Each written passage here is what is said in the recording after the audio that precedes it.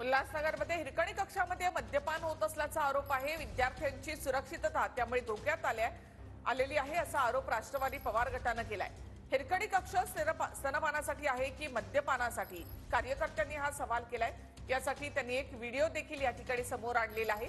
राष्ट्रवादी पवार गटाचे कार्यकर्ते येताच मद्यपिने इथून धूम ठोकली आहे। उल्हासनगर महापालिकेच्या शाळा क्रमांक 29 मधला हा धक्कादायक प्रकार उघडकीस आणण्यात आलाय। मुली तर शाळेत येतात, सातत्याने लहान मुलांवरचे अत्याचार थांबत नाही, मुलींवरचे अत्याचार थांबत नाहीये।